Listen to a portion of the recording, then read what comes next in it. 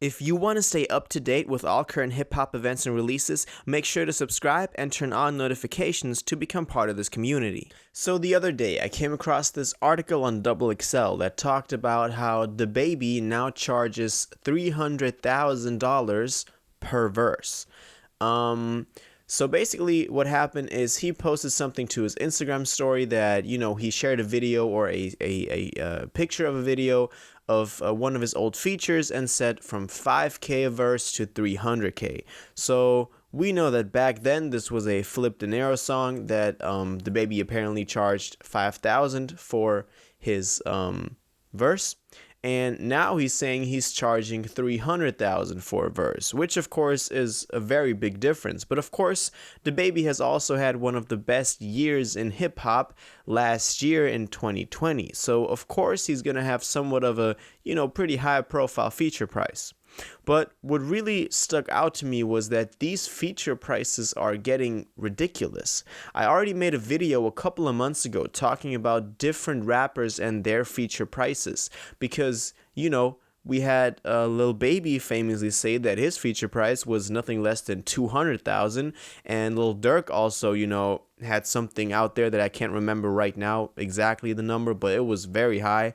And when you consider all the verses that Lil Baby does, and he's collecting 200,000 every time, that man is making bank. And I think the same goes for DaBaby. DaBaby is, of course, not as out there as just, spraying out his verses to all different types of artists like Lil Baby is doing. Because, Lil Baby is like Gunna. He's like on every song nowadays. But it's working for him, He's getting his money. He's getting his recognition. So it's working for him. And I mean, the same kind of goes for DaBaby. But 300,000, imagine that.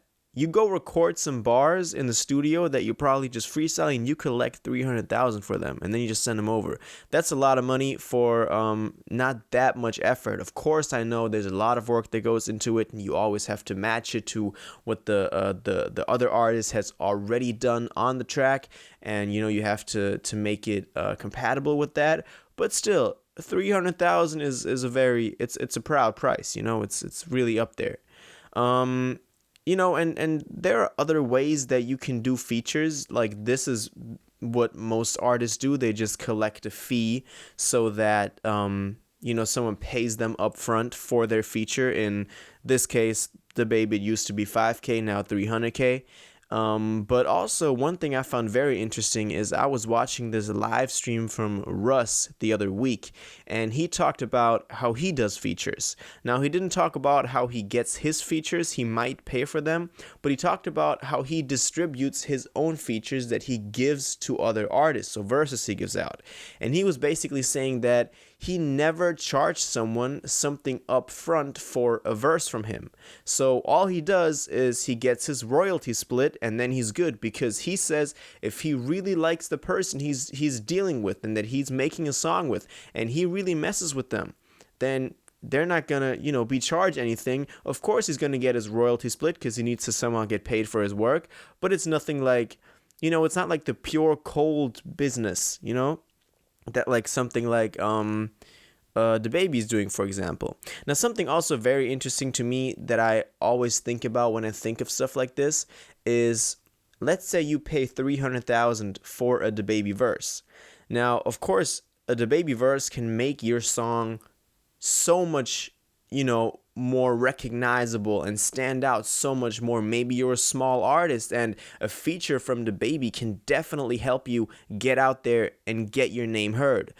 But also, what I'm thinking is, if you're a small artist, I'm not sure if I would pay 300,000 if I'm not even sure if my song is going to make that money back. Of course, you're also investing in the future. You're trying to, channel something through this feature that more people are listening to your music, and in the long run, it'll pay out. But I think the approach that Russ is taking is even more so lucrative for him as well. Because when you think about, for example, let's take Rockstar with Roddy Ricch, for example. Now, this is, of course, a Roddy Ricch feature, but it's a DaBaby song. I'm just going to use it as an example. Let's say DaBaby paid Roddy Ricch let's assume it's a very high price because Roddy Ricch was already popping, in the summer of 2020 when Blame It on Baby came out with Rockstar. Because Roddy Ricch was riding high off his wave of The Box and Please Excuse Me for Being Antisocial, which dropped the December before. Let's assume he paid him $100,000 for his verse, for Roddy's verse on Rockstar. Now, I'm sure that if Roddy had just, if Roddy didn't collect those $100K up front, but rather would have taken a royalty split of, his part was pretty big on the song. So let's say 15%. He would have made those $100K easily back. So it always depends on what you're trying to do. And I think the approach Russ is taking is a lot more commendable, because if you really believe in your music, then you believe in that song blowing up, and you don't just believe in it being an absolute value that you just collect from it, but it's rather something that has a long leg, and that you really, if you think about it, if that song blows up, you're going to make a lot more money than the feature price you were paid before.